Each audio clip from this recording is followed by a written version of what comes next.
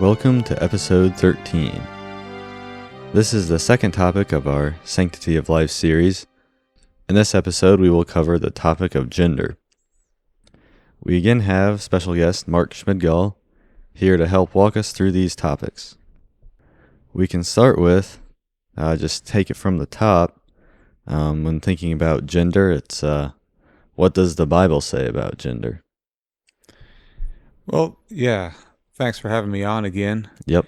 I'm not sure how special I really am, but nonetheless, it's good to speak about these things. And maybe before we even start, just kind of overall, I think it's important for all of us to remember that really the discussion we have on whether it be gender roles, marriage, sexuality, it's based off our love for humanity. And God loves humanity. As we said, we're all humans. Every human being has been created in the likeness and image of God, which gives everyone on the globe worth and value, every single one. And so we see, it's pretty clear in Genesis that God created, He has a design for humanity that leads to flourishing and for good in all levels. Obviously, we think of spiritual, but there's also physical, emotional, mental, flourishing. And so really, our heart is for the good of all mankind.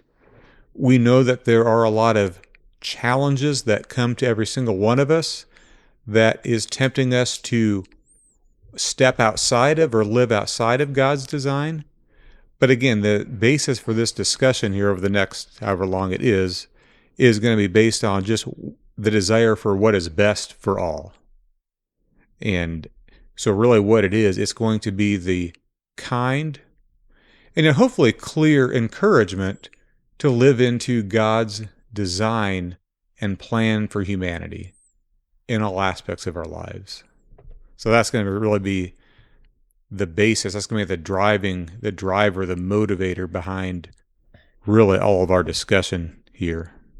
Yeah, and we're going to talk about what God's plan and design is for gender. So the first place that gender is mentioned in the Bible is in Genesis 1. So would you want to read that for us, where that's at? Sure. So in Genesis chapter 1, verse 26, it's very remarkable. God said, "Let us make man in our image after our likeness." That's remarkable right there. It is just it's amazing that God even created some sort of being after His image and likeness, which shows the very high regard and the love that God has toward humanity. So then in verse 27, it goes a bit further and it says, "So God created man in His own image. In the image of God created He him, male and female created He them." And so we see here the concept of male and female. Also, we read in the garden where God created the man. The man was in the garden. God said it was not good for the man to be alone, and He also created then woman out of the side of the man, Adam. So I think really right there, there's a tremendous amount right there in God creating the man and the woman, insomuch so impactful to God that He likened Christ and the church as a husband and a wife, as a bride and a bridegroom. And honestly, the only way that concept works is if you have the biblical definition of gender, which is male and female. Yeah, so there's only two genders there. Correct. Yeah, the Bible talks about male and female, or man and woman. Yeah, and we can observe this biologically too with chromosomes. It's the chromosomes for a male are XY, and the chromosomes for a female are XX. But there is some unique situations where there are mutations that cause this to not be the case. Specifically, I think typically they're referred to as, the term is, it's probably not the best term, but intersex, and sometimes it's like mutation causes the chromosomes to be like XXY or some other combination, but at the end of the day, I think there's a rule that's pretty universal, and it's if it's a Y, it's a guy, because it's the Y chromosome that essentially accounts for male characteristics and hormones, and if that's present in a human, then the human would be considered a male. So that was maybe a bit technical and a little astray from where we'll continue to go, but I think it's definitely something that's relevant because it is real.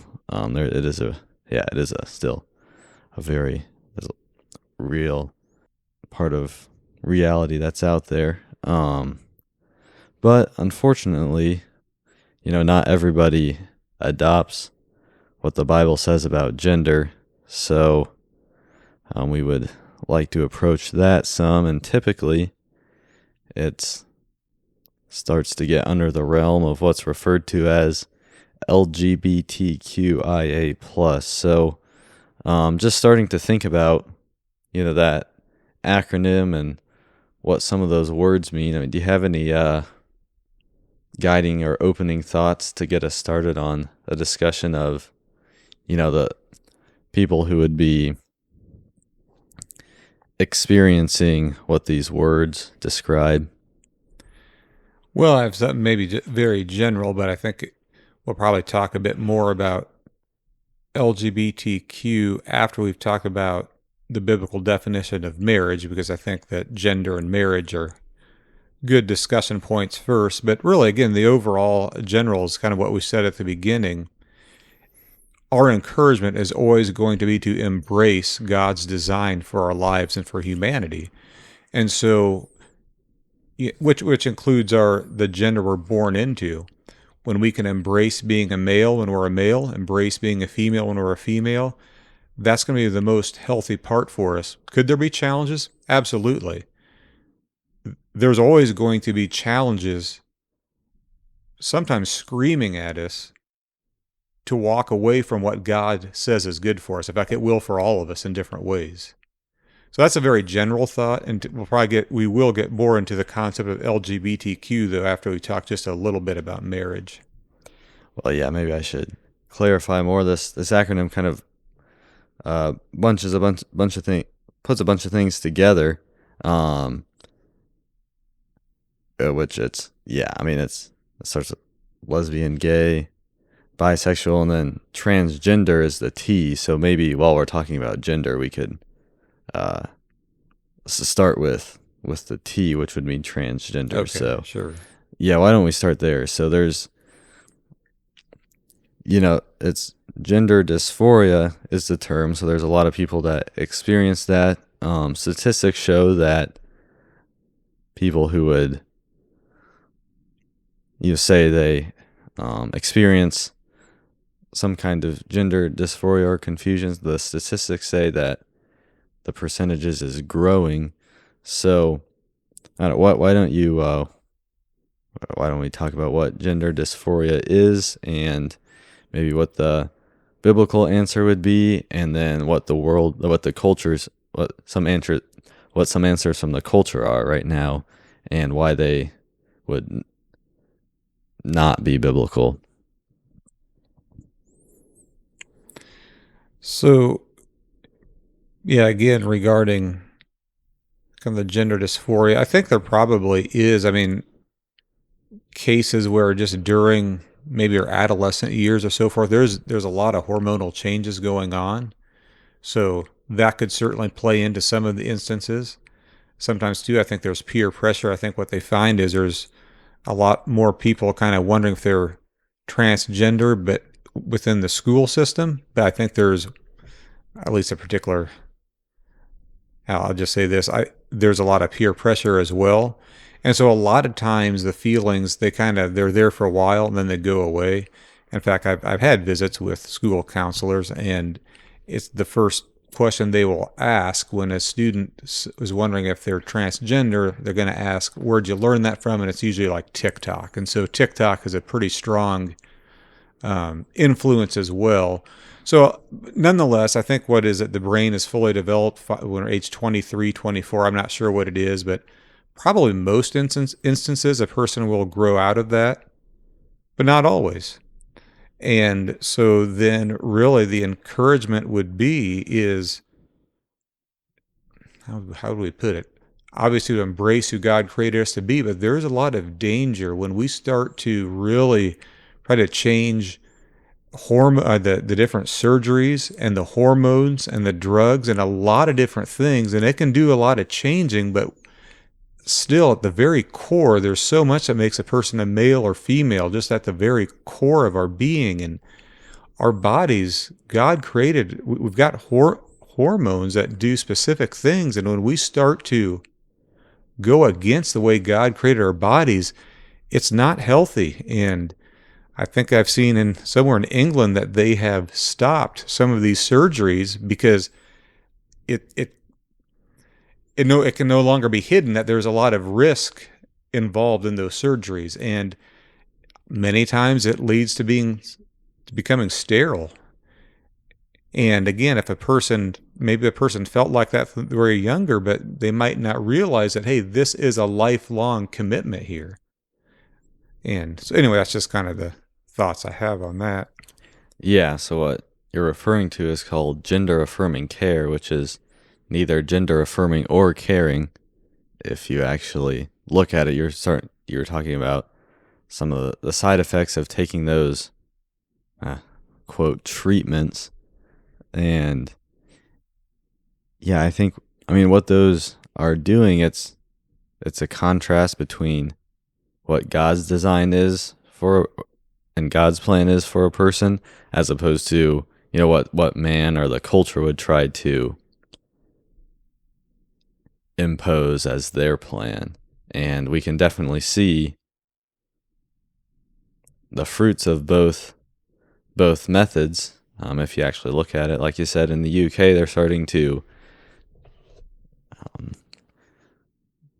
distance themselves from these treatments just because of how objectively harmful that they are. And there's all kinds of people with testimonies and experiences out there who took these treatments and then regretted it later, and came to regret it later. One I included in the sources is Chloe Cole in an interview with Jordan Peterson. But there's so much that there's a lot of them. And so how, if there is somebody who has some confusion about the concept of gender, I mean, what are some ways that we could care for individuals who are experiencing that? Maybe as the church or community or parents or family members or, yeah. Well, yeah, maybe I'll just kind of approach it as just kind of one-on-one, as just being a friend to them. Again, I think just caring for them, being a friend, wanting what's best for them, having a relationship with them. For sure not, and here's the whole thing, for sure not identifying them as the dysphoria itself being the core of who they are. And really, I think as well, we always, since it's also viewing them, as we should, all of us, as created in the light as God's image bearer. And so we genuinely are peers. So I think maybe that's one of the very first things I can think of, is just to remember that we are all God's image bearers, and we truly are peers and in this together. We are all in life together. We're all called by God to live into his design. It's just that all of us will struggle with different things. And so, again, I think just having a relationship, kindness is always good, compassion, being very clear on what the Bible says, what truth is. And that's, I'm kind of bringing that from more of a one-on-one, kind of a friend, peer, maybe even a mentor situation. Yeah. That's good to think about because, there's definitely a lot of situations where anybody could encounter somebody with that experience. So, and really, always at the end of the day, it's the Bible that has the truth and the best way forward. But, just working through how to communicate with someone can be, anybody with any struggle, really. It can take patience and sometimes even a long period of time. Let's see.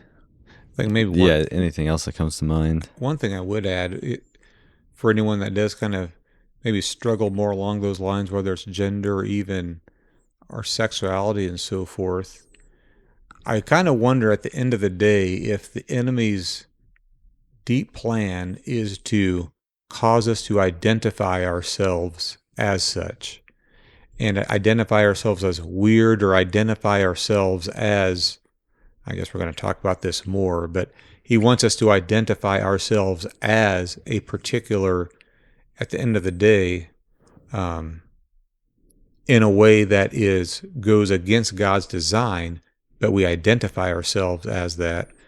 And in truth and in reality, and I'm probably getting ahead of myself, we are all peers. We're all called to live into God's design. It's just that we will all have different struggles and challenges in different ways. And so I think that'd be an encouragement if a person is experiencing some of those challenges in whether gender or sexuality. You're not weird, you're not strange, you're not different, you're not no good. You're just simply a person, a God's image bearer, who happens to struggle with those particular types of thoughts. Just like a person who's God's image bearer will struggle with pornography, or whether to commit adultery. All of these are a lot of strong things screaming at us just to move away from God's design, but we're not weird. We are not weird at all. We're God's image bearers, just struggling with particular thoughts and challenges. Yeah. There's one thing that's relevant here that's a pretty hotly debated issue in our culture today, and that's what can be referred to as pronoun hospitality. And what that is just using somebody's preferred pronouns. So if somebody identifies as a gender that they weren't born as, they would prefer to be called the pronouns of the gender they identify as, instead of what they were actually born as. So, and this one can be pretty tough. It's easy to talk about it intellectually or theoretically or abstractly, but when it comes into the moment, it can be a lot different. So, and this would probably be, pretty much specifically in the case of a transgender person. So, what guidance can you give us on that? Well, I think that probably the most important part is to recognize the premise or the reason why we're introducing pronoun hospitality. I think there are one or two things that will kind of show that it's not a real great route to take, even though what you say, there certainly are. Each case is different. I think the important part to take away is the premise is we really want to find a way to connect and to be kind to the other person. We can't maybe relate with what it's like to feel transgender, but we're just looking for some way to connect. That's why the term hospitality. We want, as humans created in God's likeness, we actually want to find connection with other people we're with. It's just a natural part of who we are. So I'm going to be honest here, I think that the enemy of the soul puts out a counterfeit to what true connection is. I think that true connection is the genuine connection that we have is that both of us, both the gender and the transgender, I guess, if you will, both together, the connecting point, that which makes them genuine peers side by side and arm length with arm, is that they are God's image bearers called to live into his design. And so there's connection right there. That's where the hospitality, the connection, and it's not something that's just abstract or theoretical. It's true. We are created in God's image. In fact, if we're men, for example, if we're men, regardless of where we're at on gender or sexuality, we've been called to be leaders. And so so anyway, I really feel that one of the biggest concerns I have with pronoun hospitality is that it seems to be like a counterfeit the enemy has put out there to blind us to the fact that connection comes in being God's image bearer. And that's the concern I have. At the end of the day, I don't think if a person is struggling with, say, anorexia, and they're very, very, very thin, it's dangerously thin, and they're telling us that, hey, I'm overweight, I need to gain, I'm overweight, I need to lose more weight. We intuitively know that it's not going to be healthy to say, yeah, you're right. Wow, you are overweight. You better, keep not eating. We know that's not going to be healthy because the mental part there does not align with reality. And even with pronoun hospitality, eventually in some way, it's like, how can we align the mental part of it with reality? And so again, there's different cases. It's going to be different if it's your coworker versus if it's your own child versus if it's just the kid that just saw something on TikTok and, and then 3 days later, he's going on to something else. All these cases are different. Yeah. And we need God's wisdom and courage and love and compassion to try to navigate through all of those. Yeah. No, it's definitely tough. There's a quote here that I have that I think applies. I'll read it here and then you can tell me what you think. So it comes from a person named Monica Klein. It's from a talk that she gave for like an Answers in Genesis conference, and it's on YouTube and included in the sources. But she was a former Planned Parenthood educator, but then kind of turned away from that. So the quote is, "When you have compassion and you affirm behaviors that are harming people, it leads to a more harmful and slow death." So, like when you use the wrong pronouns, I mean, regardless of the situation, just put all any sort of nuance or context aside, it's like no matter what the situation is, you're still telling a lie and affirming a harmful behavior. Mm-hmm. And I guess I've read through the entire Bible and didn't really ever find a place where it said lying was okay. I definitely heard a lot from like the wisdom of the culture saying, if it, makes somebody feel good, maybe lying's okay. Or, if it's small and the government tells you to do it, a lie is okay. But, there's nowhere in the Bible where I found any sort of verse supporting that kind of thinking. I guess I read through the New Testament first and then the Old Testament, and I was like getting towards the end and the last chapters of Malachi. I was like, maybe it's here somewhere, but it still wasn't even when I got all the way through. So yeah, it's no matter what the situation is, it's still, I would say, at the end of the day, contributing to harm. The one asterisk I will put here is that there are, situations that we're in that are not ideal, and it seems like, no matter what we do, would be wrong. Jordan Peterson calls this situation a massacre. It's like so many things over time are compounding where you're in a situation where it's like no matter what you do, uh, there's something is wrong. So I think a lot of people probably kind of feel like they're in a situation like that. It's, if they don't use preferred pronouns or the preferred name, or it'll make the person really upset, and that's not necessarily what we want to do, is just upset people all the time. But yeah, I still don't think that would make a lie okay, but I guess we do have to acknowledge the reality, that there are situations where, unfortunately, because of people's bad decisions, you're kind of stuck in between a rock and a hard place. Yeah. And I don't even know. Yeah. I probably don't have the authority to give an answer on that. I don't know if you have Right. would have any input, or because it's like, so many people are in these situations. It's what do you do? Yeah, it's tough. Probably one thing at least,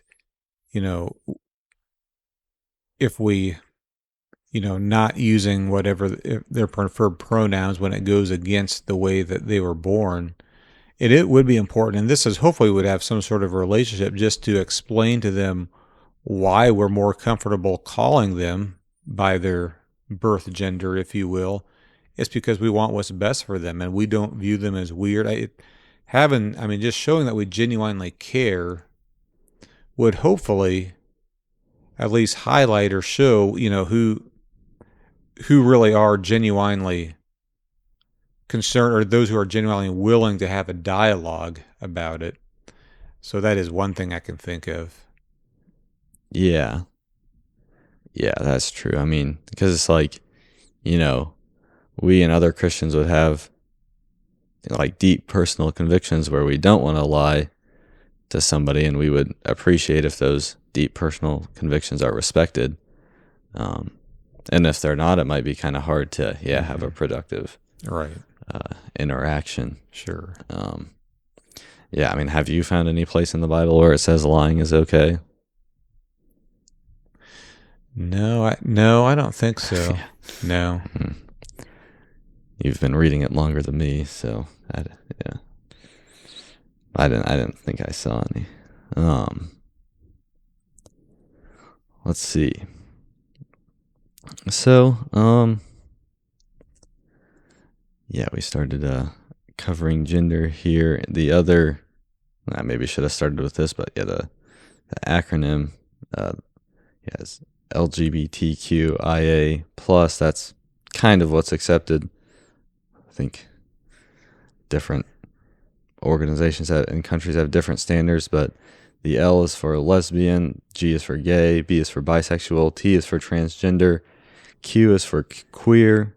What that means is pretty much anything outside of the social norm. So, for example, like the social norm in America would be there are two genders, male and female. So any kind of identity that's outside of that norm, so to speak, would be considered different and therefore queer. So it's it's a very broad term that can refer to a lot of things, but it's pretty much just anything that's different than like the quote social norm. I is intersex, which we talked about a little bit, and then A is asexual, which is like you're not attracted to anybody, which we won't really, I don't think, need to cover that much. And then the plus is pretty much anything else, any other given identity or preference, or what kind of can be whatever you want. So the transgender one and kind of the queer as well, they're kind of pretty similar operationally.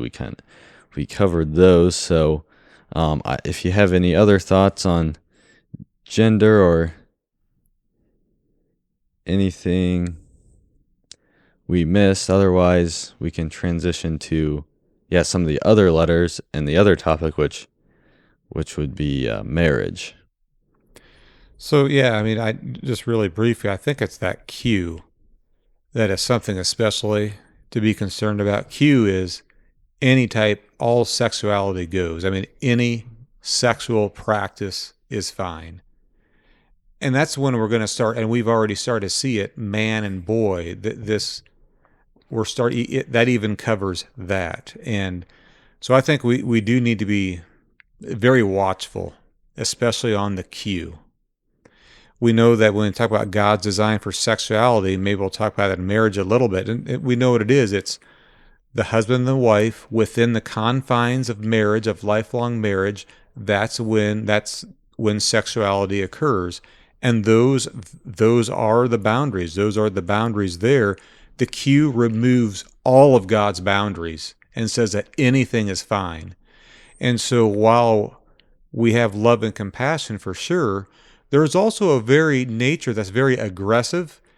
And in fact, we see that where it's, and so when we see aggressive actions trying to promote the Q and spreading that danger and harm to our loved ones and our children, there is, I guess we were talking about a gender role. One of the gender roles of Adam was to guard or protect the garden. There is finally a calling to guard and to protect that which is good. Our children, our loved ones, our communities, our schools, our churches. There is that call there. So it is important that we likewise recognize that an important part of loving is protecting and guarding and confronting danger when it is aggressively being pushed. Yeah, and that aggressive push is what they call pride. Sure, sure, yeah. And yeah, no, that's a good point. The Q gets dark real fast, and things that are basically unspeakable would be put under this umbrella of queer, which and so bestiality would be under the queer as well. Anything it's like, yeah. I mean, it's like literally the definition of sin. So what isn't sin is God's plan and God's ideal, and the definition of sin is anything outside of that. Right. So this category is trying to celebrate anything outside of God's ideal, and then it's just not good.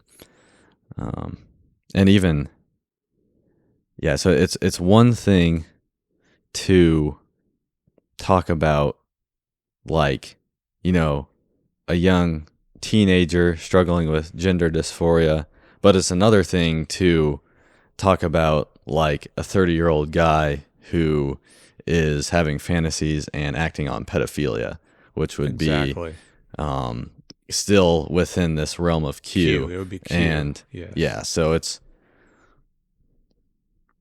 definitely different approaches there, and one, there would be, still hurt and confusion in both situations, but I think it's still pretty clear that it would require different approaches for these different situations. I think that's a good point. I mean, I think as you look at the LGBT, you see that, and I think we can think of a lot of maybe people struggling with that who don't like that, and it's painful and it's hard.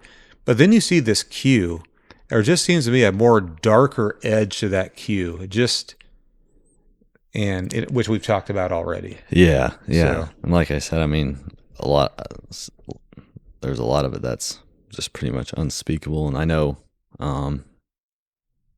pornography of all kinds is pretty prevalent in, a lot of these situations where, even how somebody gets to the point of the state of mind where they would consider themselves queer with some strange identity. I think a lot of times you can find that it's pornography that took them down that path. Sure. I think so. I think you look at pedophilia and you look at a lot of those things. Pornography is just right in there for sure. You don't, Yeah. So, we could go to the marriage now, and we'll kind of start in the same way, start with reading the biblical definition for marriage. Sure. So really, the first marriage, and then we'll maybe before we talk about that, it talks about maybe gender roles, just very basically. I won't even spend any time on it, but I think the foundational roles for men or for males are also found in Genesis chapter 2. It says, "The Lord God took the man, put him into the garden, and he gave Adam two charges. Two charges to the man Adam that has, I believe, translated to all men born from then on, including all men today.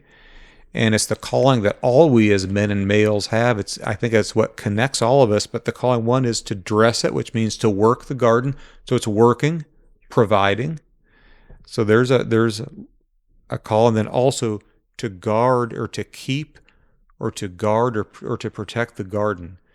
God knew that there was going to be evil coming into the garden. He knew there was going to be a very harmful influence that was going to be coming, and the influence was going to be right after Eve. And God charged the man to be the one to guard and to protect Eve from the harmful influence that would come. Today, that has translated to all men as well. You look in Corinthians 16, it says, "Be strong." It says, "Quit ye like men," or "Be brave like a man." Be strong, be watchful, stand fast. A number of these concepts here. So I think the biblical role of the gender, the male, is to work and provide and to protect. And then when we see Eve, that she's called the mother of all living, they are giving birth. That all of humanity has their beginning within the womb of the female. And so there's a special connection and a bond the female has, and the female are generally much more attuned and better at the relational aspects than what the man is. Not always, of course, and obviously there's always asterisks all over the place, but very 20,000-foot level, I think maybe we can kind of look at gender roles like that. Yeah, I'd say in general, those are the broad principles that and the ideals that, when applied, lead to the most amount of human flourishing. Correct. Which, yes. But sadly, in this fallen world, we're not always in ideal situations, and that's where things can get kind of hard. But I appreciate you bringing up gender roles. That's kind of one thing I wanted to touch on. And so did you read the verse about marriage? No, I'll go ahead and read it now, finally. So it says, "So God had noted that it was not good for the man Adam to be alone." And so, of course, we know that God brings all these different creatures to Adam, and Adam just intuitively knows that none of those creatures are just that match he's looking for. He knows that they just won't work. None of them will work. And it says then that for Adam there was not found an help meet for him, or there was not an appropriate helper made for him. So in Genesis 2, the Lord God, of course, caused a deep sleep to fall upon Adam, and he slept. And he took one of his ribs, or God took one of his ribs, and closed up the flesh instead thereof, and the rib which the Lord God had taken from Adam made he a woman, and brought her unto Adam. And Adam said, This is now bone of my bones, flesh of my flesh. She shall be called woman, because she was taken out of man. Therefore shall a man leave his father and his mother, shall cleave unto his wife. They shall be one flesh. They are both naked, man and wife, and were not ashamed. So this was the first marriage. This was the first marriage. And they truly, in God's eyes, became one flesh. One flesh, one mind. And when Adam saw the woman, at that moment he said, This is now bone of my bones. Adam knew instantly that this woman was the complement for him. And so this is what we see, that the husband and the wife complementing each other in this biblical concept of marriage, which God likens the church and Jesus, the bridegroom, as a marriage, bridegroom and groom. And so very powerful correlations there. Yeah. So, yeah, again, we're given a biblical ideal, and anything outside of this ideal would be considered sin. Right.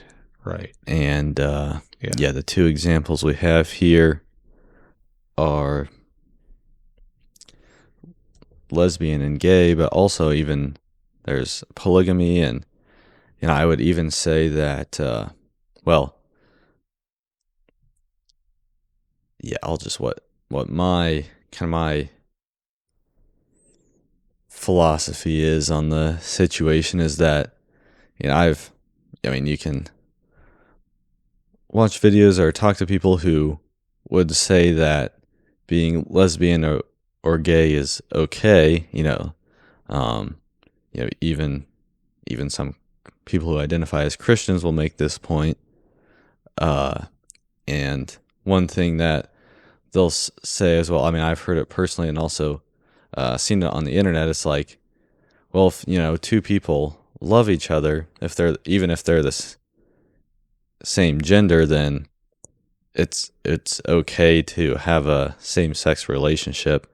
And then they say that because there's plenty of relationships of opposite sexes where they have a bad relationship, or they're they things aren't working out, and so it's like they say if there's love then it's okay. But I would say that both situations are outside of the ideal. So a marriage that's unhealthy, or where any given party is struggling with sin, or I'd say that falls outside of the ideal just as equally as what a lesbian or gay relationship would.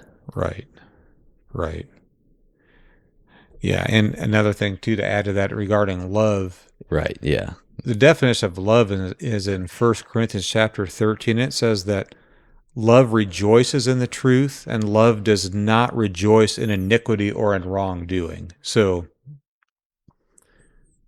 genuine love and truth are just, they are one and the same. You can't, and so that's another consideration as well. Yeah.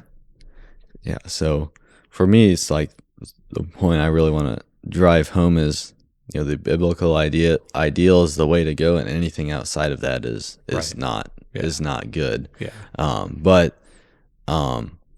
So same sex attraction is a very real thing that a lot of people experience. So, what guidance could you give us, or for how we can interact and help and support people who struggle with it? I mean, I'll just say personally that that's not something I've ever struggled with. I mean, obviously there's things, of course I've definitely struggled with other sins, but I wouldn't say I've experienced this personally. But I do know people who do. So, we don't want to be insensitive or just self-focused, where it's like, because I don't struggle with it, that probably doesn't really exist, or minimize it or anyway. So, how do we approach these situations and experiences? Well, it's a good question. And again, I think a lot more people have better answers, better ideas, and experiences than I do, for sure. My engagement with those have been limited, but I have had some. And probably, one of the first things that comes to my mind is when we can view ourselves genuinely view ourselves as peers, in that, let's just say we have one, how do we do it?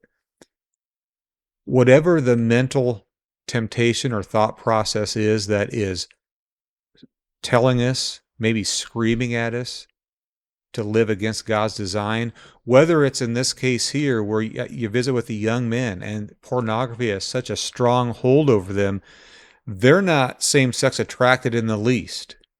But the pornography, which is way outside of God's design, is fierce.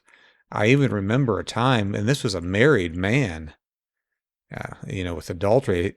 He said, "Look, I have God created me. God created me with two hands. What am I supposed to do?" In other words, like because he had two hands, all he could do was sin and commit adultery. So I think recognizing that any type of sexual deviancy, whether it's same sex or toward the opposite, when it's outside of God's design, is what the Bible calls evil concupiscence.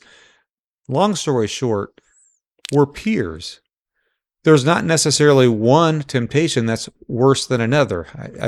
There are some special considerations, I suppose, in Romans chapter 1 and so forth, but nonetheless, just recognizing we're peers, and God has called all of us to mortify and to put to death the evil passions and desires, just all of us. And so that's just one thing to think about. And another is to not fuse ourselves with the sin. And so we are separate from the sin. We are separate. Yes, perhaps we have made very poor choices and decisions. But just as we've made poor choices and decisions, we could also make the choice to repent and to seek to overcome. The enemy, I believe, wants us to identify as whatever it is to keep us in that. So, for example, and it's interesting, again, I've seen that too, where it's kind of coming out and saying, identifying as I'm a gay Christian, I'm gay, and the concept, as long as I remain celibate, if you will, or as long as my male friendships don't veer into, I guess, sex, it's okay. But even if we think about that in another light, let's say I'm working in the office and there's an attractive coworker and I'm married, would it make any sense for me to say, "Hey guys, everyone, I'm really attracted to this coworker. I'm a very married, attracted man to this coworker. I'm not gonna have sexual intimacy with her. It won't get physical, but hey, I identify as someone attracted to this coworker." We would look at that and say, no. Why is that? Because we know that thought process is outside of God's call, and it's going to be very damaging and harmful. We would say, you've got to mortify that. It should be no different with any type of thought, whether it's same sex or not. Sometimes it kind of seems like it's some of the same sex. It's almost like, I don't want to say a free pass, but it's okay to identify as such. But I think what we find is that if we identify as something, and even if we remain in special friendships, or if you will, it's probably not going to lead in a great direction. Probably concepts such as sanctification and overcoming and victory in Jesus probably aren't going to be much of a part of a person's life who is identifying himself like that. So I think that we are all peers with each other when we all seek to mortify the different temptations we all have in different ways. There's not one person better or worse than another, as we are all seeking to live into God's design. But that's just kind of a long rambling answer to a short question there. Yeah. Yeah, it's a good reminder. I mean, I was literally just talking to somebody this past weekend. My friend, he's in college, and he said in his class there's both I don't know, it was like transgender or gay classmates, and then he said he also has a classmate who has sexual relations outside of marriage, and he said the temptation is to view those gay people as strange, and then just view the other type of sin, sex outside of marriage, just to see that as normal. But that's not, it's tempting to think that way, I think, in our culture, and specifically how it's easy for people to think like that sometimes in the culture that they grow up in. But that's not really I don't think that's not really the best way to think. I agree, and I think that probably, in fact, it's maybe, and I don't know where it had Christians spoken up earlier on years ago. I mean, you're right. It started as, it's commonplace for men and women to live together now, and we almost think of in having sex outside of marriage. we've almost normalized that. It seems like we just kind of keep normalizing things. But I think it's a good point. I think it is something that we need to be aware of. There is that temptation to just say, well, it's a whole lot better, a whole lot worse to have these same sex and they're weird while we are engaging in other type of sinful sexual activities. And it all leads to pain.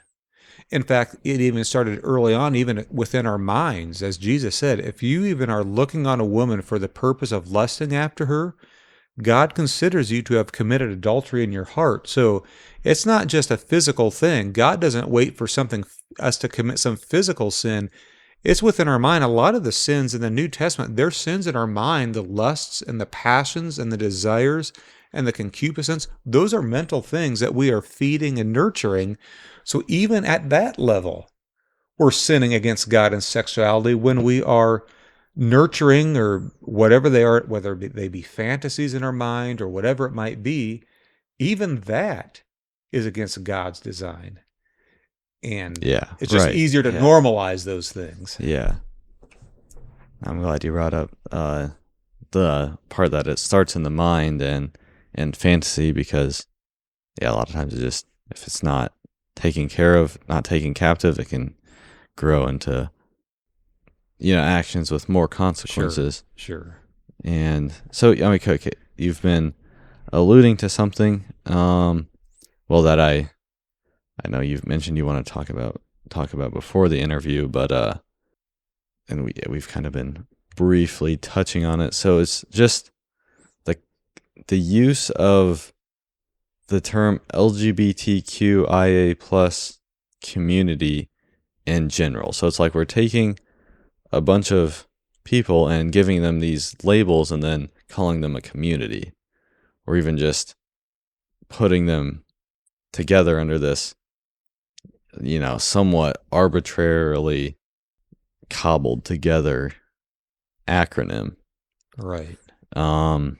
So yeah, I mean, you've talked about this before with me. So I know, you have some thoughts on this. So I guess it's kind of like, what's wrong with loving a person for no reason other than them being a fellow human being? Why is it that based on their sexual preferences is why I have to love them or not love them? Or in other words, and maybe just to kind of put it into perspective here, like last year, I remember there was a very strong push. There was a key member who was almost forcing or telling the mayor of a larger city in this area that, hey, you need to publicly verbalize recognition, and I don't know if it's praise or whatever, for LGBTQ and for Pride Month and all of this. And it went against the mayor's conviction. He just couldn't do it.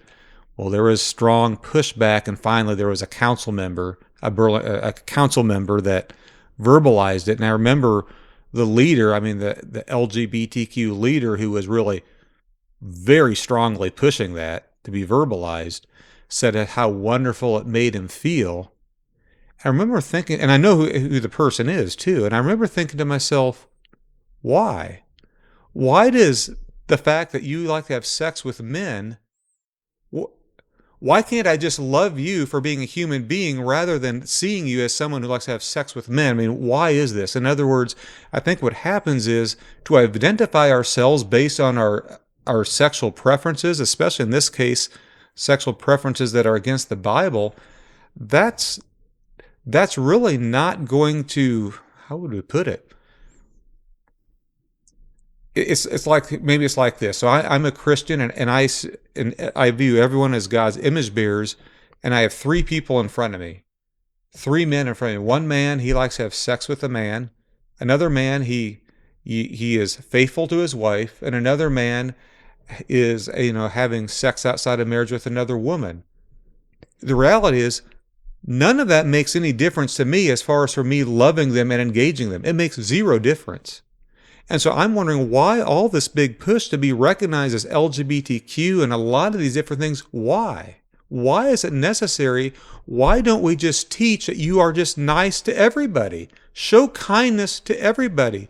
The connector is still that we're made in the image and the likeness of God. That is the connector. I think that the enemy has taken this whole LGBTQ and he's taking our eyes off of this powerful concept of all humanity being created in God's design.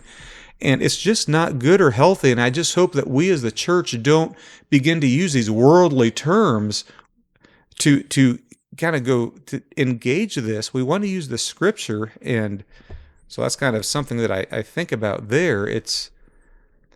I know I've seen the person who was pretty strong trying to get the Burlington Council to verbalize that. But I don't want to view that person in that kind of a light. I want to be kind and loving to him regardless. And regardless of what we may or may never visit about. Yeah, so just thinking about what you said, how would that be same or different to as like referring to somebody as an alcoholic or a drug addict? Sure. Because, I mean, to me, it seems kind of similar. Like Right. you're labeling a person with that sin or kind of identifying a person with that sin. Yeah. I tell you, I'm glad you asked that question. I remember I go to sessions at the jail in Des Moines County. You know, I go and I will remember, and there's a lot of men in there. So we visit with men's groups, and it's men that we visit with, and we're just all in a kind of a small conference room around the table, and it's pretty open in there. And a lot of those men in there, they're in there for substance addiction.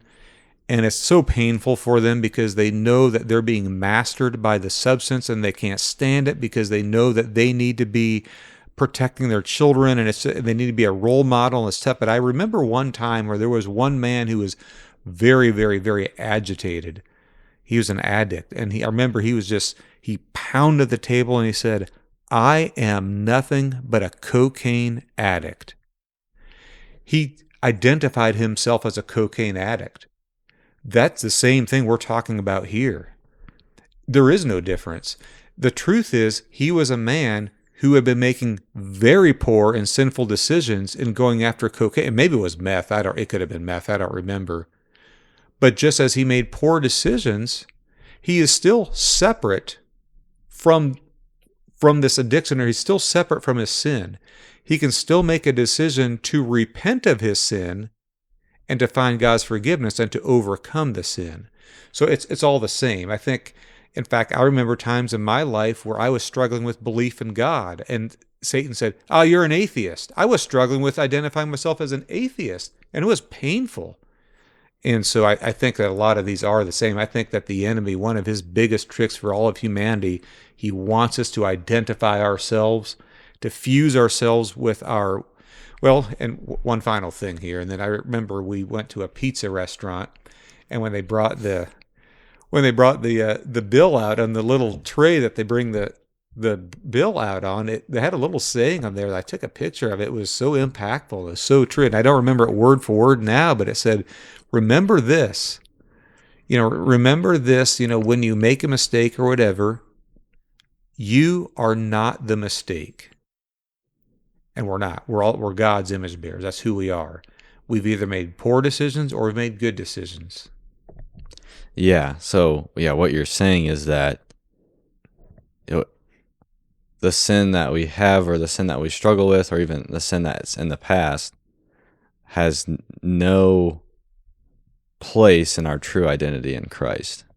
Correct. That's right. Yeah. Yeah, and especially if we are believers in Christ, even more so, I think there's the effort and the zeal to not identify ourselves as something else. Yeah. So and sure. Even if you're not a Christian, it would still has no part in our true identity as being an image bearer of God. Correct. And I think correct.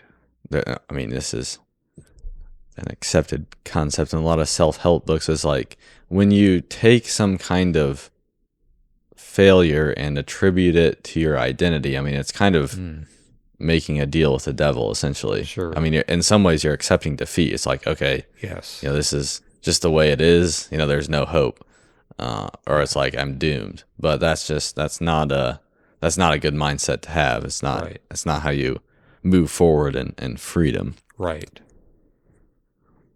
In fact, there's even some people, they identify themselves as warriors. I'm a warrior. That's the Yeah. exact same thing. Yeah. We're identifying ourselves as a warrior and beginning from that position. So that whole concept, many of us, many will battle that in some Right. form or Right. another. Yeah. So let's see.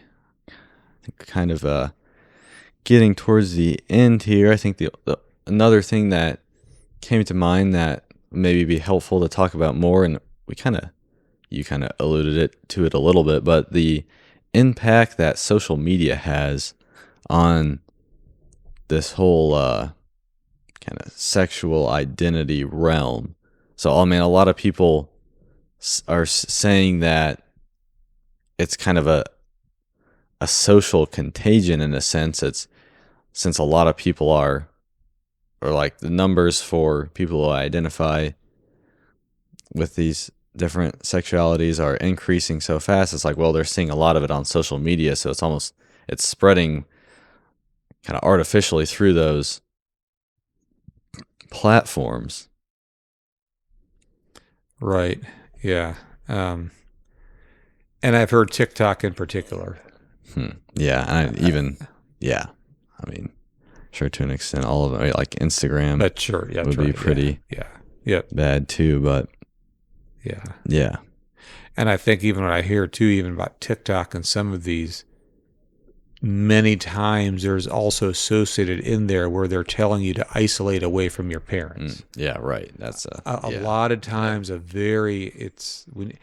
when we talk about the dark nature of this and the aggressive nature, I think there's an importance to be very clear about when there is danger and harm coming.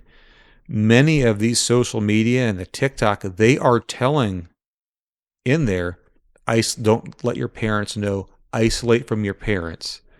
When we see that, we know that the devil is just, the devil's just right next door. Yeah. And Like a big part of the culture wars right now are schools like hiding these things from their parents. Like if a kid wants to be called a different name, right. The teacher will do it in school, but they won't inform the parents of what's going on. And then there's these clubs these LGBTQ clubs that are in schools that operate. They try to pressure people and operate secretly and Sure. also hide from the parents. That's just another aspect. That's right. That's a dark aspect. And I think there are a number of state legislatures, especially I know in Iowa a couple of years ago, where they passed a law or a law where if a student wants to be called by, I guess, a pronoun or a name different than what they were born as or their birth certificate, they have to send a note home to their parent has to sign that in order for that to be valid. So in other words, there's transparency. There's transparency to the parent. And I think that the enemy is always going to want to hide things from the parent, whereas God is going to want transparency for the parent because in God's design, the parent owns the children. Yeah. And so, of course, the enemy is going to want to try to circumvent that. Yeah. It's just simply a guarantee. Yeah. Another thought I was thinking of it earlier. It'll seem kind of tacked onto the end here, but I think it's still kind of relevant. So when we were talking about just the LGBTQIA plus term, so it's like been growing over time, but it's not always how it used to be. And I've seen before. I mean, I haven't like thoroughly researched this, but there's people out there who would identify as lesbian or gay or bisexual who are actually offended that we're now including transgender and queer with their with their own way of life or their own groups. So because of how dark it is, it's like maybe some a gay person would want to have nothing to do with pedophilia, so he's like it would be offended that we're like including this transgender and queer stuff with like trying to say they're like him. So I think when we were talking about just the use of that term, it's it can actually cause offense. I don't think it's as realized today because, I mean, all of my life it's kind of been put together. I think this was probably more something in the past, but yeah, I mean, I think it's still a kind of a real thing. Yeah, yeah. I've heard some of that Yeah, too. Yeah, I have. Yep. So, I think we can start to wrap this up Yep. here. I think Okay. kind of the main points were, connecting with somebody based on the fact that we're both created in the image of God, as opposed to, regardless of what their identity or struggle or sin is, because at the end of the day, I was like, we're all kind of the same, Mm-hmm. or we are all the same. We all have the Yep. same equal value in the eyes of God. And also, God laid out his ideals for humanity in his word. And when you follow it, that's the most loving and compassionate and Right. flourishing way to live. Right. But Correct. when you deviate from that, no matter how you try to explain it or justify it or try to you know, twist reality or force your own fantasy into the world, it just leads to harm and Yep. harmful consequences for yourself and others. Yeah. No, I agree. Yep. Mm-hmm. Yeah. Maybe another thing real quick is, or I know there's people who have a lot more deeper and personal relationships with people who are transgender than what I do. And yeah, I know it's really hard to know what to do in those situations. Like if it's a family member, even a child or a sibling, or if you're a healthcare provider and have to deal with that in the workplace. It's like, so yeah, me personally, or in school with classmates, is like me personally, I haven't had to deal with it as much. Right. So some of the things we talk about are a little bit more distant Right. to my personal experience. Yep. And so, yeah, I just wanted to put that out there just to, kind of communicate what my experience is. So in some ways, it's like things we talk about are a little more abstract, but I would still hope that they could be relevant. Yeah, and obviously, there's different people that have different perspectives with different experiences, but yeah, that's just kind of where I'm coming from. So, is there any concluding thoughts before we wrap this up? No, I can't really think of anything. Okay. And I appreciate you letting me come on here. Yep. Thanks for being willing to do that. So yeah, that would bring the Image of God series to a close, and that would conclude our interviews with special guest Mark Schmidgall. And yeah, we'll see you next time to continue going through the rest of the topics that are in Genesis chapters 1 through 11. So we'll see you next time.